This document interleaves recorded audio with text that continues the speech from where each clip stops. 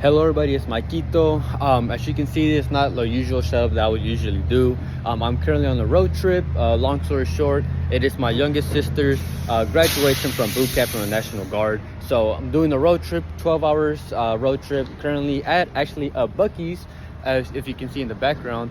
But I've literally, while I haven't been driving, I have been taking notes, trying to do research while I can. So I still want to get a video out however I could. So trying to do this all in one take. If I mess up or hear disturbance in the audio, just sorry about that. There won't be any pictures like I usually do. I'm just gonna give y'all the pics. So try to listen if you can. But I'll try to get straight into it, trying to make this a long video. And the first one is Garnacho to go hard in 2.5 shots, playing for Manchester United, going up against Twente. I know this got taken off on PrizePicks. It might get bumped up to 3. If it does, you can take it there. If not, you can take it on Underdog. It's currently there for safer play. But he's gone over in his 2 out of 3 starts that he's played so far this season. He's had 3 against Palace, 5 against Barnsley, and his only under was against Liverpool. And Ten Hag won't want to risk another European fallout, which is Manchester United's manager. So he might play some younger players, but he's on the attack. He's not going to want to take any chances, and he's likely to play on the left. Rashford will likely get benched, and Diallo will play on the right side. Excuse truck that's passing by. Sorry about that, guys. Like I said, trying to work with what I got here. And he actually shoots more when he plays on the left side of the field than when he does on the right. So I like the matchup that he's going to have in general.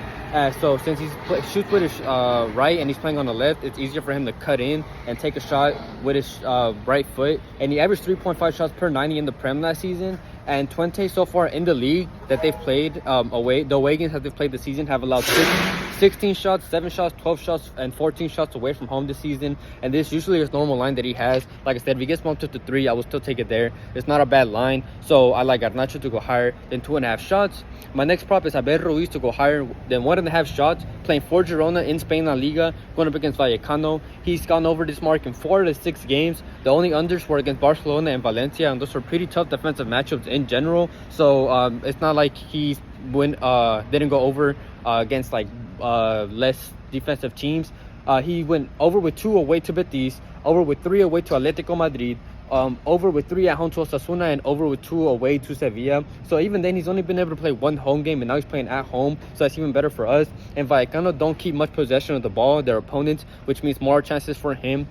Jordan will control the ball, and that's going to give him more opportunities. And I just think 1.5 is too low of a mark in my opinion. So in the games that Vallecano have played, they gave 10 shots to Espanyol, 12 to Getafe, and 11 to Real Sociedad in the away games this season. So I just think they haven't really played any better teams offensively in the attack. And Girona, just in my opinion, have a better attack. And Vallecano, are weak when it comes to counterattacks and scalers as well. And they have Girona has Gil and Teshiganov on the wings that can exploit that space and find Abel Ruiz open in the middle.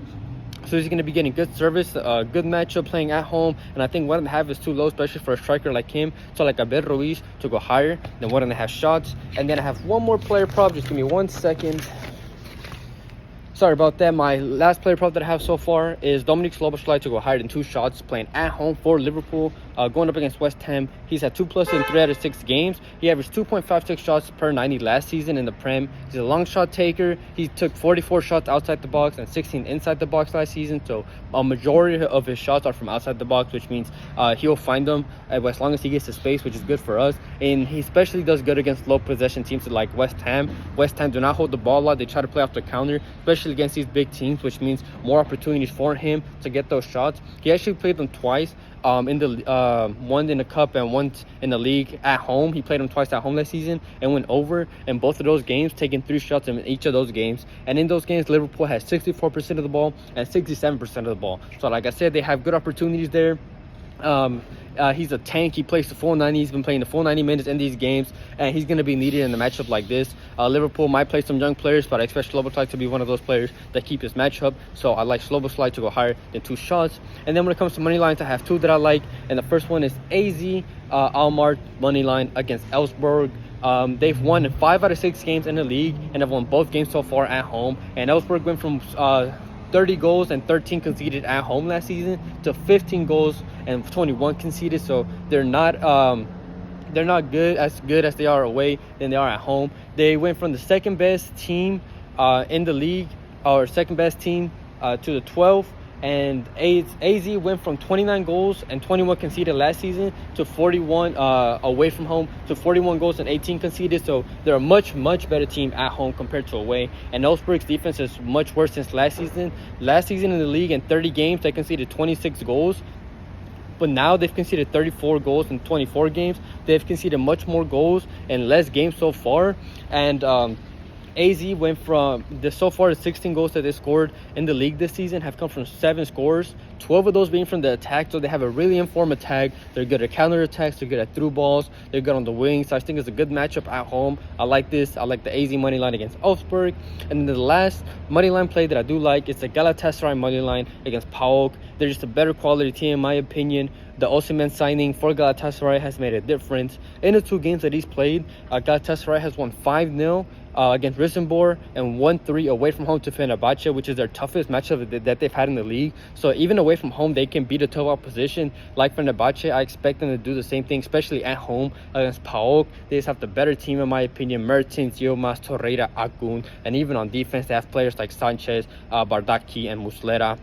And they've won all 6 games so far this season, and they've won 18 out of 19 games at home last season. So at home last season, they were just the best team in the league, winning 18 out of 19 games. Like I said, they scored 51 goals in those games and conceded 15. So they conceded less than a goal a game and scored over 2 goals a game, almost 3. So they're just the best home team. I trust them. I like them to get the work done. I think they're overestimating this PAOK team. So I like the Galatasaray money line against PAOK. Like I said, a different format than what's usual. I'll try, if anything, to have maybe added plays in the pinned comment. I do not guarantee that because I will likely be spending time with them. I'll try to get a video out as well tomorrow. Might be the same format as well. Let me know what you guys think about this format. Like I said, it's just like I said, I'm at the Buc-ee's. I haven't really done I tried to do what I could. If it was a normal day and I was at home, I could have more picks out for you guys. But because of the way I'm in the situation right now, I can't do it. But I still want to get a video out for you guys. And then for those that don't know, I have a free Discord in the description. It's totally free for everybody to join. It's for those that want to talk about lines, talk about their slips, and just have good discussions. The link for that is in the description as well. But other than that, I hope everybody has a good night, a good day, and we can cash out tomorrow.